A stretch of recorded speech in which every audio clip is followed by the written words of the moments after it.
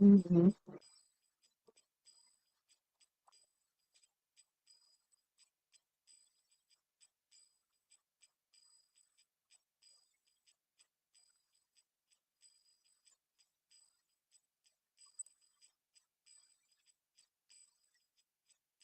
Hare Krishna, Krishna Krishna, Hare Hare, Hare Rama, Hare Rama, Rama Rama, Hare Hare.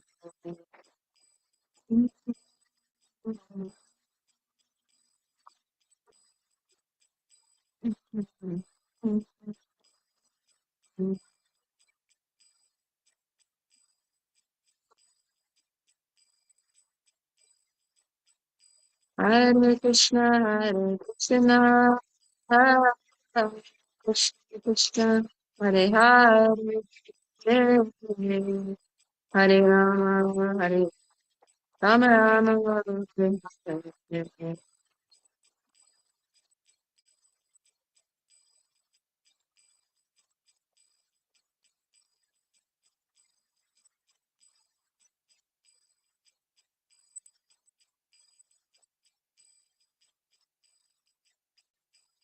Hare Krishna, Hare Krishna, Krishna Krishna, Hare Hare, Hare Rama, Hare Rama, Rama Rama, Hare Hare.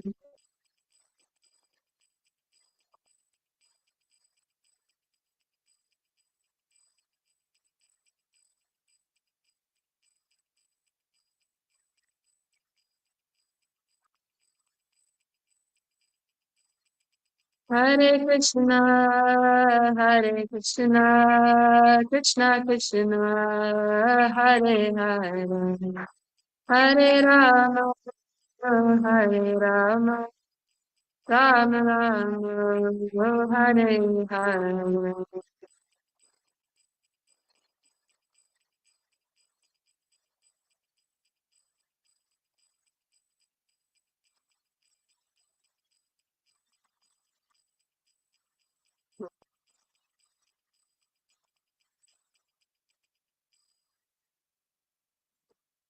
Jai Vishnu Pad Paramahamsa Parvajakacharya restores to His Divine Grace A.C. Bhaktivedanta Swami Srila Prabhupada Ki Jai. Jai Vishnu Pad Paramahamsa Parvajakacharya restores to His Divine Grace Bhaktivedanta Saraswati Goswami Maharaj Prabhupada Ki Jai. Ananta Gaudiya Vaishnava Mritya Ki Jai. Go Demanandi Hari Hari Bol.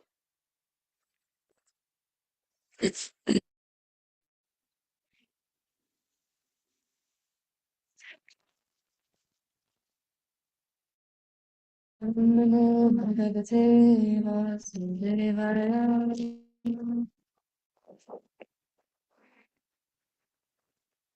Om Namo Bhagavate Vasudevaya.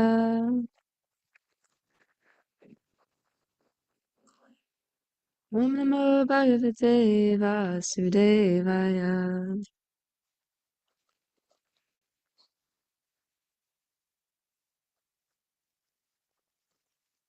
Hare Krishna, dear studies. Today we are continuing our reading of the sixth canto, chapter 4, the Hamsaguya prayers offered to the Lord by Prajapati Daksha.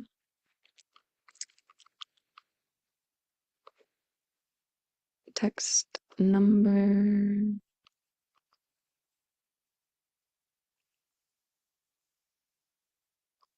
20.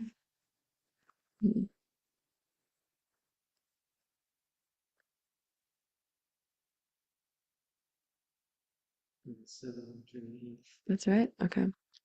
27, 28.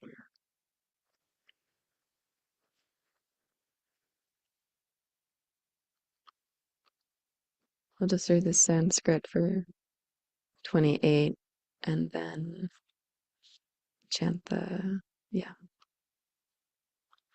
Sanskrit for 27 later. Savaimame Shvesha Visheshamaya Nisheta Nirvana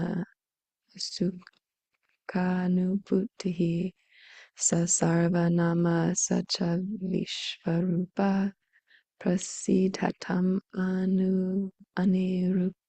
Anirukatat Mat Shakti Sarvaimana Shesha Visheshamaya Nisheda Nirvana Sukhanubhutahi Sarva Nama Sacha Vishvarupa Prasidatam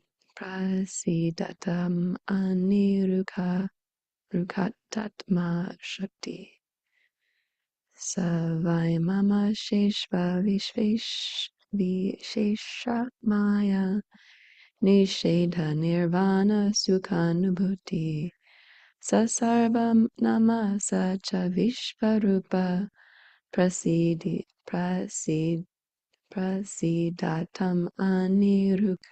Rukatmat Shakti. It's quite a mouthful. Who would you like to chant? Okay. Any devotees on Zoom want to chant the verse?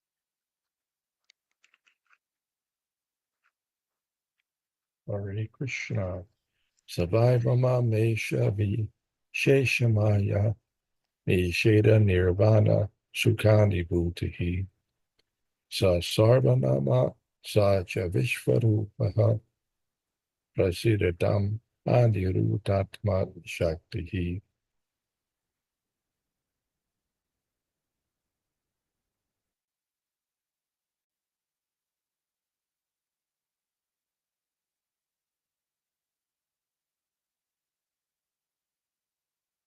Anyone else on the chat? Sadai Mama. Oh, go ahead, Matsuji. No, go.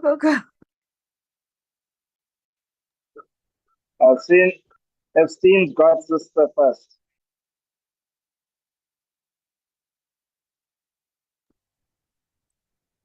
Savai Mama Sesha Vishesha Maya Nisheda Nirvana Shukhanu Buddhi Jasarvanama Sacha Vishvarupaha Prasidatam Anirukatma Shakti.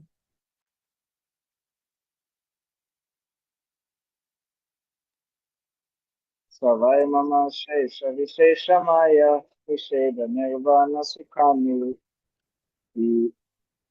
Nirvitihi Sarvanama Sacha Vishvarupa Prasid Datam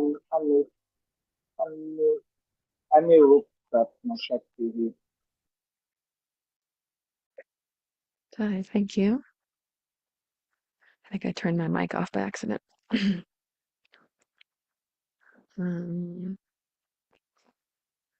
Okay, I'll do the translation. Sorry, I'll just turn this off. 1 second.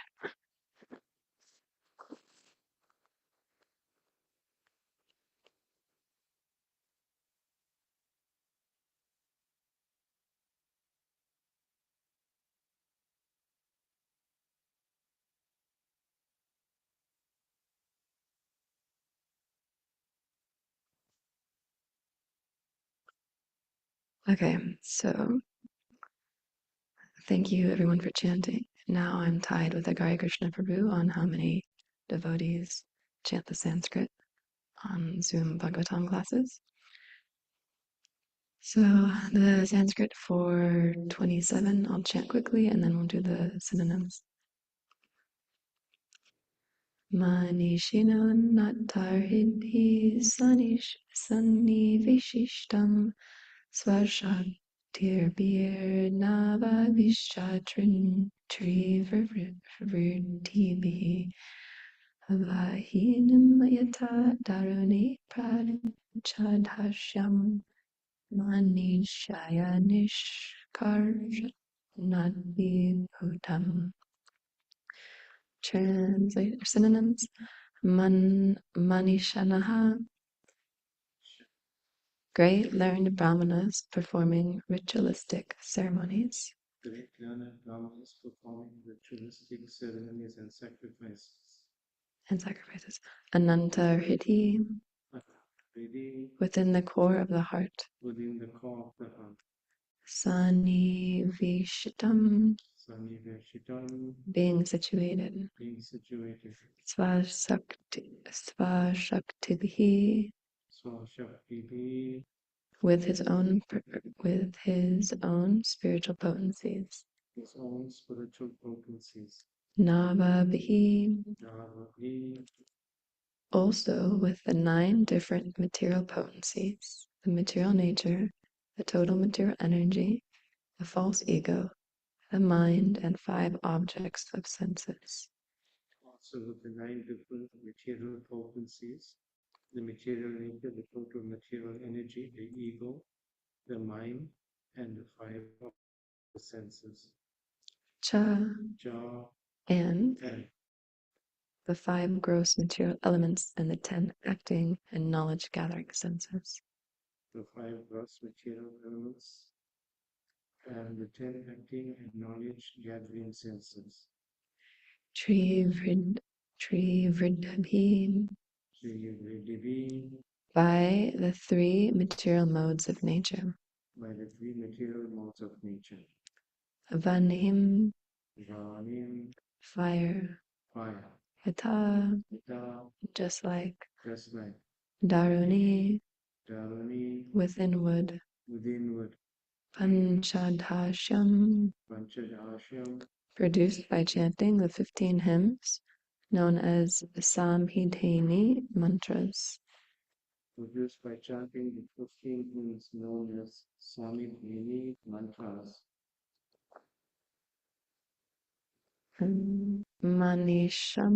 Manishaya, Manishaya, by purified intelligence. by purified intelligence. Nishkarshanti, Nishkarshanti, extract. extract. Bhutam, Buddham, although not manifesting. although not manifesting. Saha, Saha, the Supreme Personality of Godhead. that Supreme Personality of God. Vai, Why, indeed. indeed, Mamam, Mama, toward me. toward me. Ashesha, Shesha, all. all.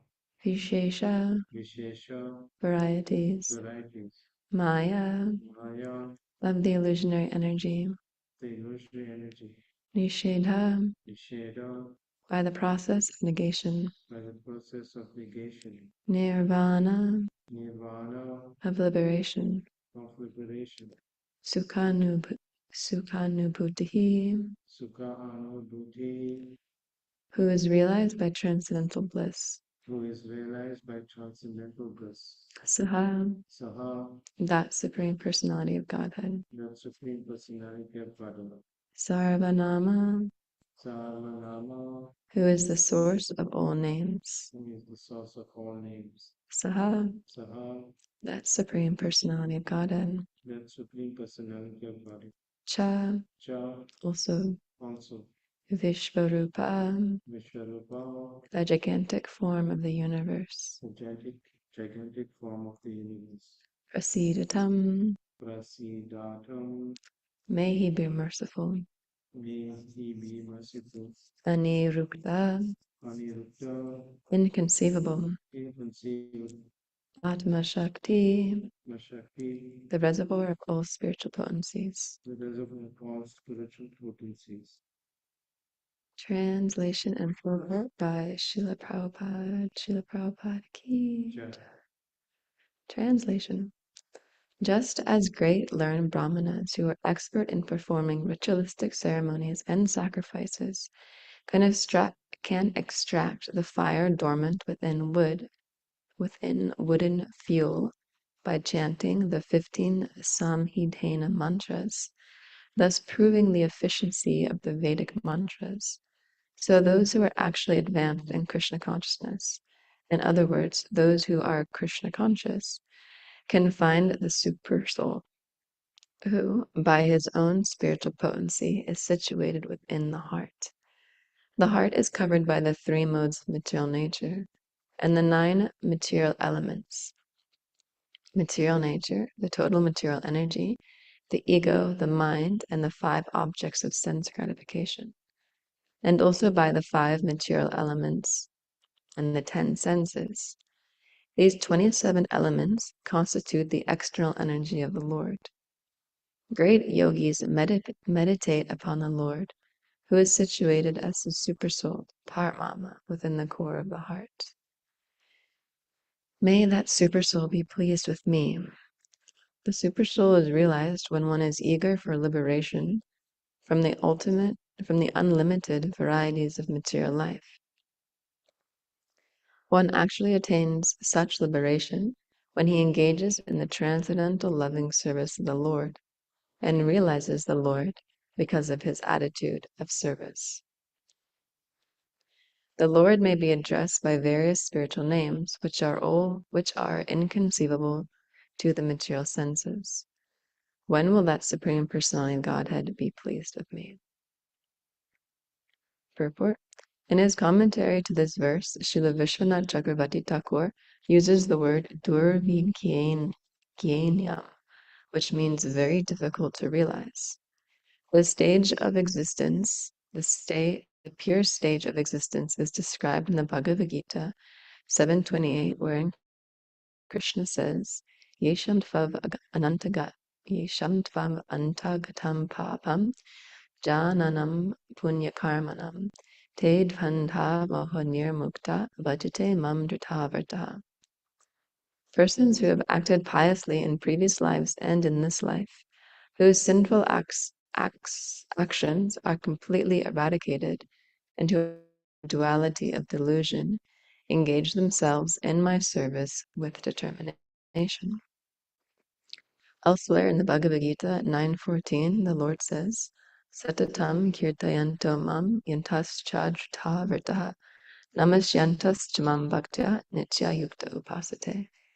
Always chanting my glories, endeavoring with great determination, bowing down before me, these great souls perpetually worship me with devotion. One can understand the Supreme Personality of Godhead after transcending material impediments. Therefore, Lord Krishna also says in the Gita 7:3, Manusha Manushanyam Sahasreshu Kaschid Yati Siddhaye Yata Tam Api Siddhanam Kaschin Mam Vititatvatah.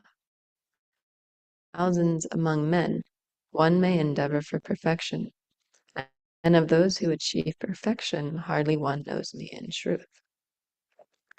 To understand Krishna, the Supreme Personality of Godhead, one must undergo severe penance and austerity. But since the path of devotional service is perfect, by following this process, one can very easily come to the spiritual platform and understand the Lord. This too is confirmed in the Bhagavad Gita 18:55, wherein Krishna says, Bhaktya mam abhijananti yavan yaschasmi tattvataha tato mam tatavato gyatva vishite tad anantaram. One can understand the Supreme Personality of Godhead as he is only by devotional service. When one is in full consciousness of the Supreme Lord by such devotion, he can enter into the kingdom of God. Thus, although the subject matter is durvigyanam, extremely difficult to understand, it becomes easy if one follows the prescribed method.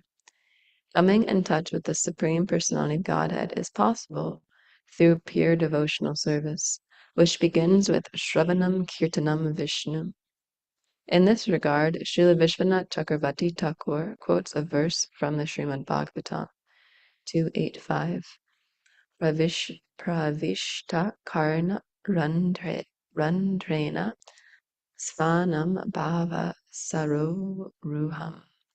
The process of hearing and chanting enters the core of the heart, and in this way one becomes a pure devotee. By continuing this process, one comes to the stage of transcendental love, and then he appreciates the transcendental name, form, qualities, and pastimes of the Supreme Personality of Godhead.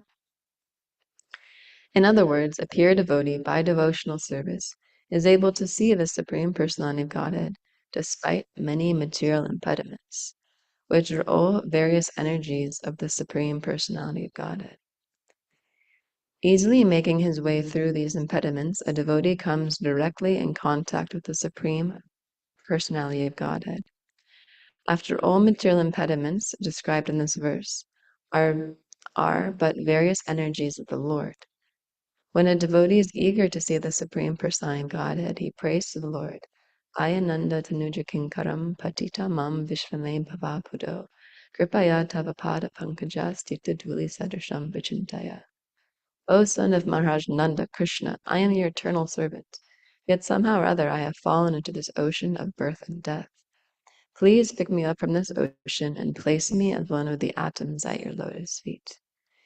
Being pleased with the devotee, the Lord turns all his material impediments into spiritual service. In this connection, Srila Vishwanath Chakravarti Thakur quotes a verse from the Vishnu Purana. Sadhini sadhini samvit taya faya eka sarva sangshtito hadha tapa kari mishra tvayi no guna varjite. In this material world, the spiritual energy of the Supreme Personality of Godhead is manifest as tapa kari, which means causing miseries. Everyone hankers for happiness, but although happiness originally comes from the pleasure potency of the Supreme Personality of Godhead, in the material world, because of material activities, the pleasure potency of the Lord becomes a source of miseries. Hada tapa kari. False happiness in the material world is the source of distress. But when one's endeavors for happiness are redirected towards the satisfaction of the Supreme Personality of Godhead, this tapakari element of misery is vanquished.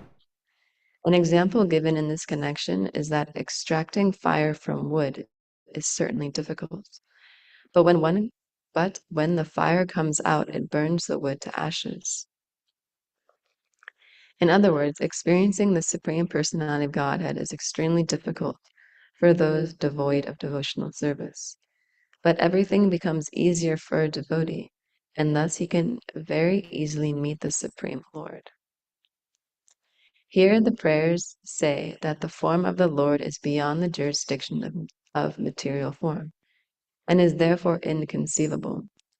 A devotee prays, however, My dear Lord, be pleased with me, so that I may very easily see your transcendental form and potency. Non-devotees try to understand the Supreme Brahman by discussions of neti, nishedha, nirvana, sukha, nubhuti. A devotee, however, simply by chanting the holy name of the Lord, avoids such laborious speculations and realizes the existence of the Lord very easily. Om Jnana-timirandasya Gyananjana Shalakaya Chakshurmitam Yena Tasmai Shri Guruve Namaha. Jai Shri Krishna Chaitanya Prabhu Nityananda Shri Advaita Gadadhara Shivasari Gaur Bhaktavrinda. Hare Krishna, Krishna Krishna, Hare Hare. Hare Rama, Rama Rama, Hare Hare. Translation again. Just as the great learned brahmanas who are expert in performing ritualistic ceremonies and sacrifices can extract the fire dormant within wooden fuel by chanting 15 Samadhini mantras, thus proving the efficiency of the Vedic mantras. So those who are actually advanced in consciousness, in other words, those who are Krishna conscious, can find the Supersoul, who, by his own spiritual potency, is situated within the heart. The heart is covered by the 3 modes of material nature and the 9 material elements. Material nature, the total material energy, the ego, the mind, and the 5 objects of sense gratification. and also the 5 material elements and the 10 senses. These 27 elements constitute the external energy of the Lord. Great yogis meditate upon the Lord, who is situated as the Supersoul, Paramama, within the core of the heart. May that Supersoul be pleased with me. The Supersoul is realized when one is eager for liberation from the unlimited varieties of material life. One actually attains such liberation when he engages in the transcendental loving service of the Lord and realizes the Lord because of his attitude of service. The Lord may be addressed by various spiritual names which are inconceivable to material senses. When will that Supreme Personality of Godhead be pleased with me? All right, any questions? Just kidding. Can talk a bit about Krishna first. Yeah, so what a nice purport by Srila Prabhupada. So nicely elaborating the process of bhakti and yeah, how one who's one is covered by the material modes of nature, the material elements, and but even though we're so covered by all these elements that we can't control, still we can easily come to the process of Krishna consciousness, and we can actually realize Krishna, the Supreme Personality of Godhead. As Srila Prabhupada is saying here in the purport, to understand Krishna, the Supreme Personality of Godhead, one must undergo severe penance and austerity. But since the path of devotional service is perfect, by following this process, one can very easily come to the spiritual platform and understand the Lord. So, if we look at it from the perspective of a great yogi, like practicing severe austerities and severe penances to try and understand the Paramatma, the Super Soul in the heart, it's actually a very austere path. Sitting in like a ring of fire in the middle of the hottest season in summer, or standing waist deep in the Ganges River in the middle of winter for hours or days on end. These are all great austerities and penances people can perform. But, Srila Prabhupada is saying, but since the path of devotional service is perfect, by following this process, one can very easily come to the spiritual platform and understand the Lord. So what is the spiritual process of devotional service that Srila Prabhupada has given us through his teachings and through his books and through his example is the process of Shravanam, Kirtanam, Vishnu Smaranam, Padasevanam, Archanam, Vandanam, Dasyam, Sakyam, Nivedanam.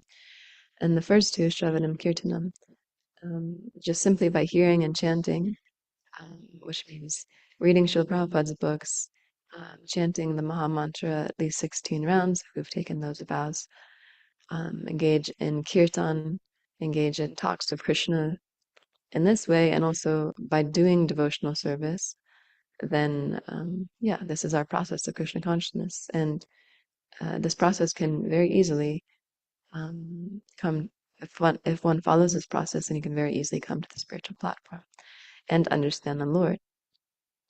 As Srila Prabhupada also quotes from Bhagavad Gita 1855, one who can understand the Supreme Personality of Godhead only through devotional service. And then when one's in such consciousness of the pure platform of devotional service, then he can easily enter into the kingdom of God. And I think it's in this purport in Bhagavad Gita, actually, here, in 1855, where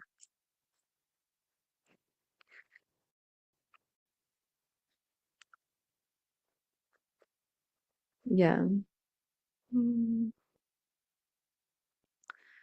So Srila Prabhupada says here in this purport, Vishate means that one can enter into the abode of the Supreme Lord in one's individuality to engage in his association and render service unto him. Oh yeah. So yeah, he's just highlighting the point that we enter into the spiritual kingdom in our own individuality, not that we merge into a oneness. But sorry, this was the point I wanted to read. When one hears about the Supreme Lord, automatically the Brahma Bhuta stage develops. and material contamination, greediness, and lust for sense enjoyment disappears. As lust and desires disappear from the heart of a devotee, he becomes more attached to the service of the Lord, and by such attachment he becomes free from material contamination. In this stage of life, he can understand the Supreme Lord.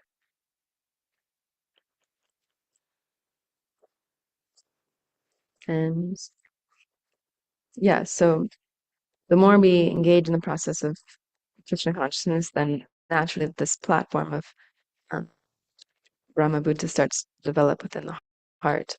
And then through that, the desires that we hanker for, like our six desires that we have for the six, what's it called? The six anartas, the lust, anger, greed, delusion, madness, envy, and illusion. I guess the 30 years. Those start to disappear from the heart. And then once those start to disappear, we can actually start to see things clearly.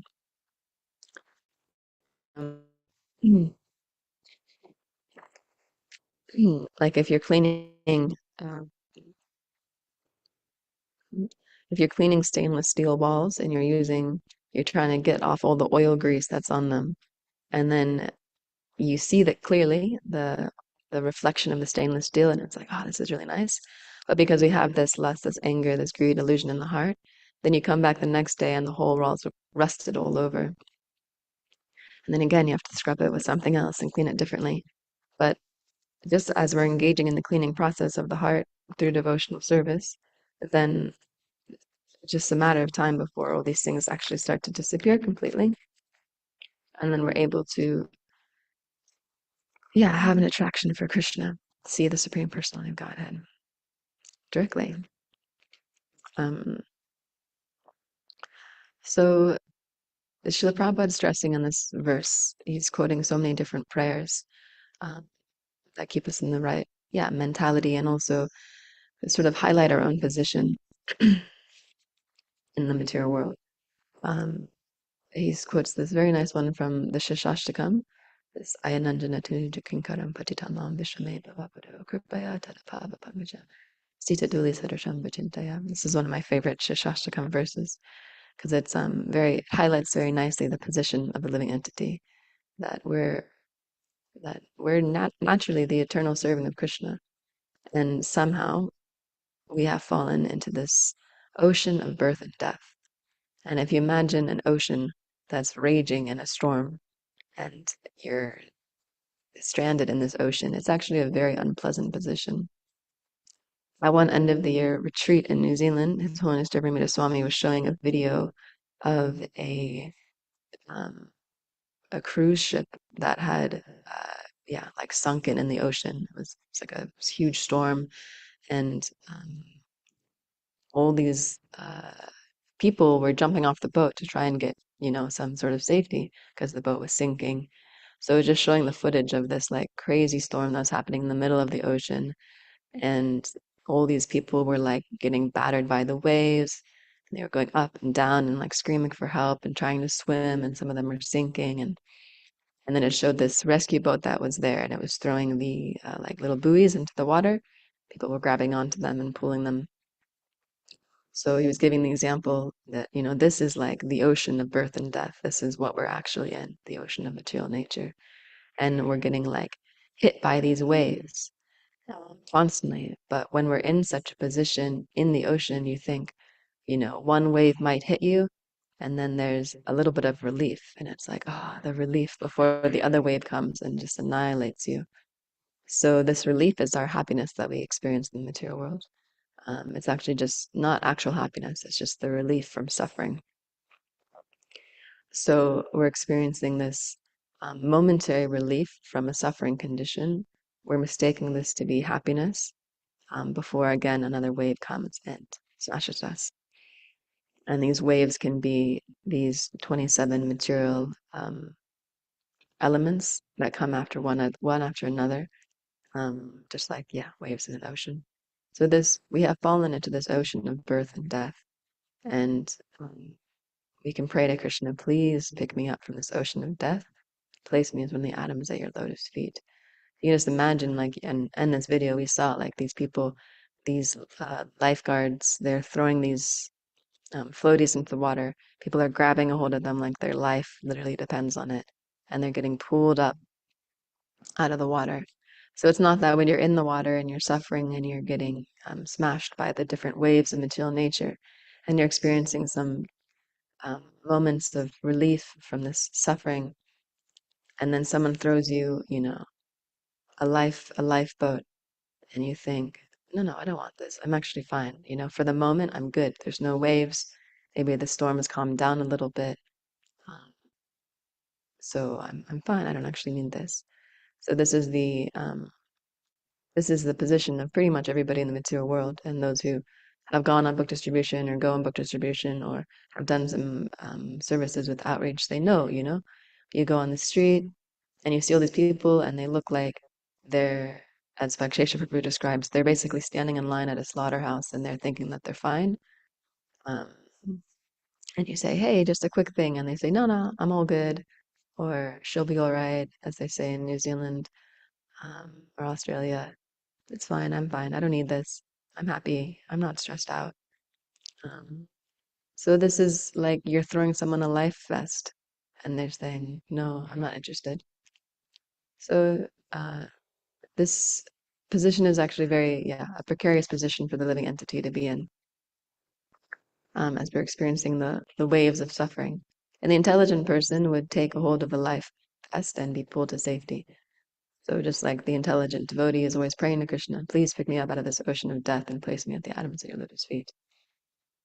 Of course, everyone is very intelligent, but this is a very nice prayer to meditate on. This ocean, this analogy of the ocean of birth and death that the living entity is stuck in. And His Holiness Everybody Swami explains also in one of his other books, that the happiness that a living entity experiences um, is actually never very stable. Um, he describes there's two kinds of happiness in the material world. There's the happiness of one who is completely in the mode of ignorance, and that saying happiness or ignorance is bliss is, very applicable. That you're just so in the mode of ignorance that everything seems great because you're just completely ignorant of every other aspect of life. Like I go weekly to Harrisburg to go boga shopping for the temple, and I was at one of our suppliers' locations, and there's the same crew there every week, so I know them a little bit by now. And there's this one worker there. His name is Randy.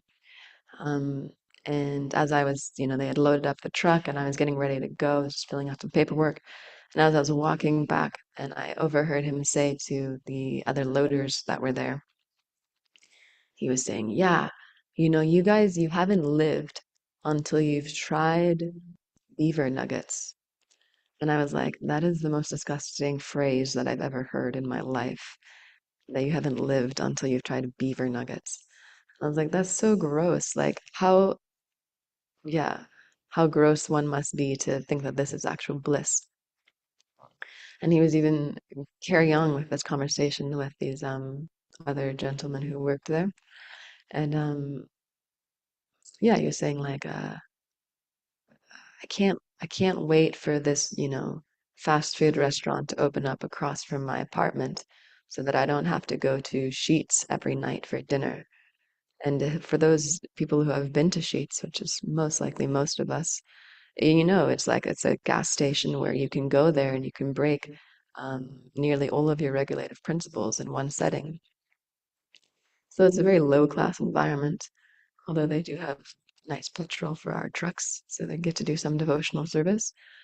Um, so yeah, I was just thinking, man, this living entity, he's so in the mode of ignorance that you think that something that actually brings around so much suffering is bliss. So this is the lowest type of this is happiness in the mode of ignorance. You have to be very dull to experience it. Of course, these people, they get to help us every day with our boga shopping, so they're getting some benefit, which is very amazing, seeing their condition. Um, and they get to take prasad. They often take burfis and muffins. So there's some good that's coming to them, but that level of motive ignorance is there. And then you have the people who are experiencing happiness. The other category is those who are completely liberated from the material conception of life, and they're in complete connection with Krishna. So although they experience seemingly there's things that happen to them that are negative, or one might think, wow, that's, I'm really sorry you have to go through that. But actually, because they're um, on the platform of Brahmabhuta, they're not experiencing distress. They see stone and gold to be equal. So for them, there's no disturbing factor that comes into play. And they can see everything as Krishna's arrangement. So in that situation, they're always experiencing happiness because they're always connected with Krishna. So these are the two categories you've got. And then everybody else, which is the majority of us, fall into the middle, where we experience happiness and distress that come and go like the winter and summer seasons.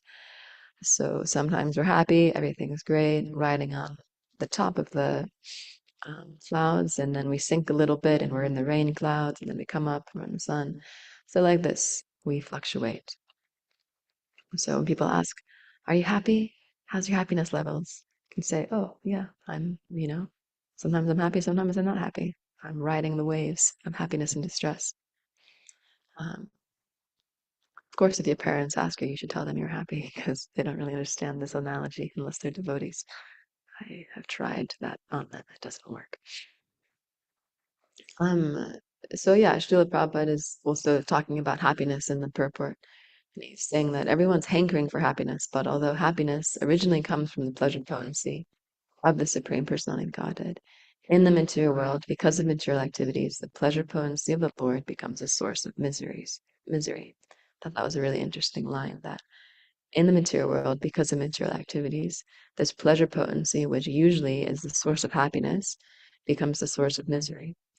False happiness in the material world is the source of distress, but when endeavors for happiness, when one's endeavors for happiness are redirected towards the satisfaction of the Supreme Personality of Godhead, this element of misery is vanquished. So this is a nice point also that I'm also trying to think about a lot recently, is if you want happiness, then actually the best way to get happiness, even if our motive is I only want happiness or I want my own happiness, then we direct that towards Krishna. The misery is vanquished. And also our desire for happiness of a sort of whatever motive that might be coming from is also vanished, and we just become happy in a peaceful way, being connected with Krishna. Like I'm reading the prayers right now of Dhruva Maharaj, as he has just undergone his severe austerities, his meditation, to realize the Supreme Personality of Godhead with the motive of getting a kingdom greater than anyone in his dynasty, which includes Lord Brahma. There's that famous line in the purport, and I'm sure it's in one of the verses too, where he says, I was, here I was, thinking that I was praying for diamonds, but actually it just turns out it was broken pieces of glass that I was attracted to. So, yeah, this is our endeavors for happiness in this material world. We can redirect them towards the satisfaction of the Supreme Personality of Godhead, and that way we'll actually become happy. But even if we come to Krishna with material desires, or even if we come to Krishna with a motive that may not be totally pure, however we come in contact with Krishna, we'll get a result. His Holiness Srila Swami also says that Krishna is like fire. So whether we come to him in any way, if we touch fire, we're going to get burnt. It doesn't matter if we think, oh, maybe this fire is not hot. If you think like that and you touch fire, it doesn't matter. The reaction is still there. So any way we come in contact with Krishna is actually very beneficial. There's a nice story in Chaitanya Charitamrita, and also I was just recently listening to it in Chaitanya Bhagavat, about when little baby Nimai, little mini Lord Chaitanya Mahaprabhu, in his childhood pastimes, which are actually so nice to hear about. I was listening to them recently when I was struggling with my mind and getting a little bewildered. And then I just started playing and binge listening to Chaitanya Bhagavat, and I was just like, wow, Krishna consciousness is great. And Lord Chaitanya's pastimes are so attractive. So there's this pastime of little baby Nimai, and um, he's wandered away from home, and he's gone to the markets, and he's kind of like just going on a little adventure. He was actually quite a little restless child, um, much like Krishna. Um, as we hear about in Lord Krishna's pastimes, he'd get into trouble often. So, the same little Nimai, he would sometimes disappear from home and wander in the markets. Sometimes he'd go to the banks of the Ganges and disturb all the Brahmana sages who are performing their sacrifices and tease everybody. So he's wandering away from home, and he's gone down to the markets, and he's, wandering the streets of the markets, looking and stealing some grains here and there. And there's these thieves, and they see him, and they're thinking, "Oh wow, look at this little boy! Look at his little jewel, all of his jewels on his arms. He's got so many bangles, and he's wearing such nice ornaments. Let's steal him, take him back to our place, and take all of his jewels." So they go up to him in the market and they say, "Oh, where have you been? We've been looking for you everywhere. All right, our dear son, please come with us. We'll take you home now." So they pick him up and put him on their shoulders, and um, Nimai thinks, "Okay, yes, let's go home. Like, take me home." And all the people of the market, they're just thinking, "Oh, this boy's parents have come and picked him up." They don't think anything of it. So the thieves are thinking, "Okay, we're going to take him back to our house," and they start walking in the direction of their home and kind of quickly walking there, and they're thinking, "Oh, we're going to take all this boy's jewels, and we're going to sell the jewels, and we're going to make so much money off them, and who cares about this kid? Whatever. When we're done with him, we'll just get him outside of our house. He'll be stranded. It's not our problem." So they're thinking like this, and they're walking back, and they're running home, and they're very contemplating all the wealth they're going to get from the jewels of Nimai's body. And Nimai, he's thinking, "This is fun. I'm going for a little ride. What?" And then by the deluding potency, he totally bewilders them, and instead of running towards their home, they actually run towards the home of Nimai. And at this time, Mother Nimai's parents, um, Jagannath Mishra, Mother Sachi, they're so bewildered and so confused, and they've got the relatives in the house, and they're already seeing him. Mother Sachi's like on the verge of fainting. Um, and then all of a sudden, out of nowhere, these thieves, they appear in this courtyard, and they take the child off ornaments. They're thinking they're in their own house. And as soon as they do this, and then someone sees them, and they say, like, "Oh, there's Nimai. He's returned." And then Nimai, Lord Chaitanya instantly just turns around, and he just runs back, and the thieves realize that like they've just brought him back, and out of fear that they're going to get punished and like chastised, they just quickly run away. And then Jagannath Mishra, he's like so ecstatic that he's like, "Oh, who's returned my son? Like, let's reward him, let's reward them." And someone says, "Oh, these two people came and dropped him off, but then they just ran away." So this is just a nice pastime because I think it just really nicely shows how even if we come with like motives that are uh, not good, like our motives are like, "Oh, I want wealth," or maybe I've got a lot of sense gratification, or I've got all these material desires in my heart that I just need to fulfill, and I'm not sure how to do them. If we just present it to Krishna, like, "This is a situation, um, like, how can I serve you best? What would be the best for your desire?" Then, yeah, it will always work out best for us, um, because we're in connection with Krishna. And yeah, whether that means frontliner, or that means back of the house, or that means just being stable and establishing your ashram properly, Krishna will be pleased whatever we do as long as we stay in contact with him, in contact with um, his representative and the association of devotees. You can't go wrong. So yeah, I'll stop there. It's 5 to 8. Do we have any questions or comments, corrections? Okay. Anything from on Zoom?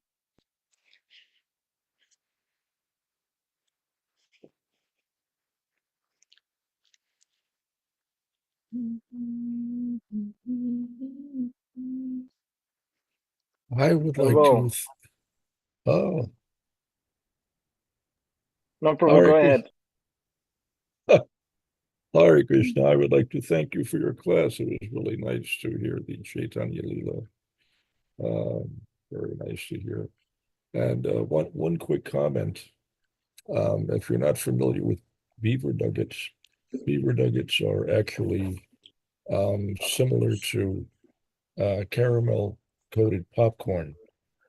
Oh, They're a little bit different without the kernels. The taste is a mix of buttery and sweet and a little bit salty. And the coating is kind of like caramel or toffee. They call them, I don't know why they call them beaver nuggets, but they are a signature snack that is marketed by a gas station slash convenience store chain called Buc-ee's. Um, you don't see Buc-ee's around here so much. They're based in Texas, but Buc-ee's markets these beaver nuggets.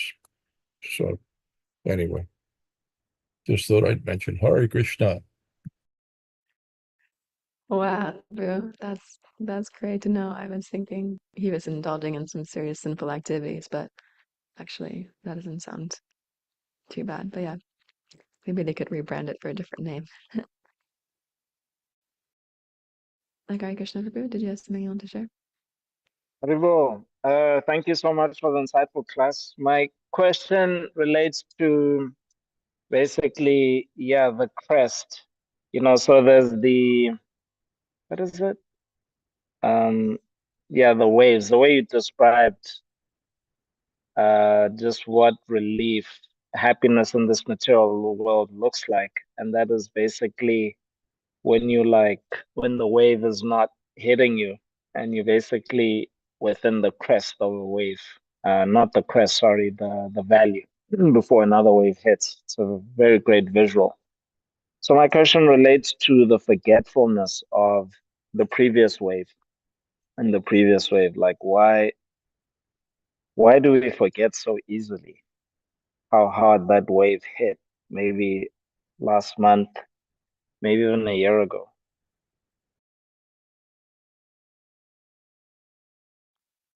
Yeah, that's a good question. I think it's I mean the first thing that came to mind is just the power of the material energy that makes us totally fit all of our sufferings. Um, unless we pray to Krishna to remember them. Um, yeah, like the greatest example is like, a woman giving birth. It's apparently one of the most painful experiences that someone can go through. And then she just forgets by the um, baby Shakti that comes and takes complete control of the living entities. They just forget and they just do it again.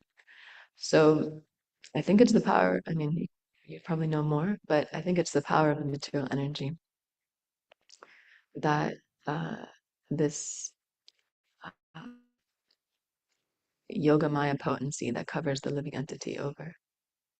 Um, we hear that Krishna got the two potencies, Mahamaya and Yogamaya. Um, and one of them is meant for the devotees. I can't remember which one. Prabhu, do you know which one's meant for the devotees, Mahamaya, Yogamaya? Okay, we both can't remember. Anyways, I think it's Yogamaya is meant for the materialists. Um, yeah, that just covers the living entities over completely. Um, so yeah, we just forget, like we forgot that Krishna is our best friend and that he's our well-wisher and that all of our sufferings will be relieved if we just take shelter of Krishna. Even after I leave this class, I probably won't remember that. So yeah, there's that. There's the forgetfulness of the living entity. And I've also heard that it also can depend on, yeah, like the modes of material nature that we fall into. So if we're predominantly in the mode of ignorance, then we're more subject to forgetfulness. Um, but if we, yeah, strive to be in the mode of goodness, then as a side effect of the mode of goodness, religiosity is there. So yeah, we're more prone to that. But as long as Ravindra Swami also said in a Bhagavatam or in a class that this world is a world of forgetfulness. So if somebody remembers something, if someone remembers anything, you should actually congratulate them, and it should be an amazing event because it's so rare that people remember things these days. So yeah, if someone's like, I remember that, you told me that, it's like, wow, that's amazing. Good on you. I can't believe you remembered. Um, but yeah, I've also heard that if we pray to Krishna to remember our sufferings, that we will.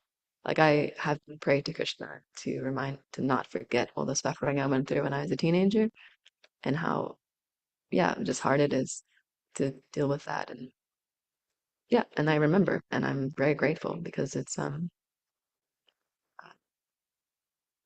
yeah, because it reminds you when you want to go back into that, you're like, oh yeah, actually that was a lot of suffering. I don't know if I want to experience that again. So yeah, I guess in summary, we can pray to Krishna to remember. We can pray to Krishna to remember the suffering, um, so we don't forget so easily. But then, at the same time, Prabhupada said it's Mahamaya. That's for the karmas, yoga mayas for the devotees. Yeah, we're going to get covered over naturally unless um, we are yeah, making that conscious effort to turn everything towards Krishna, and then we're not in the platform of the covering potency of Krishna in that way. Does that make sense? Absolutely. Thank you so much.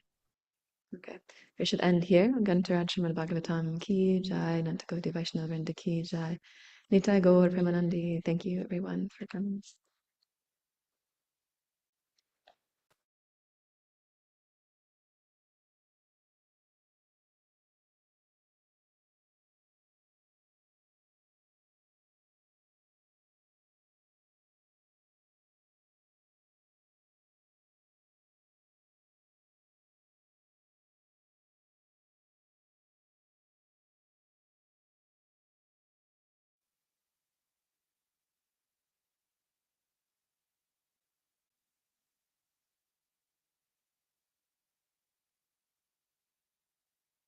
They're going to do Prabhupada prayers first because the altar is late. So they're doing this one.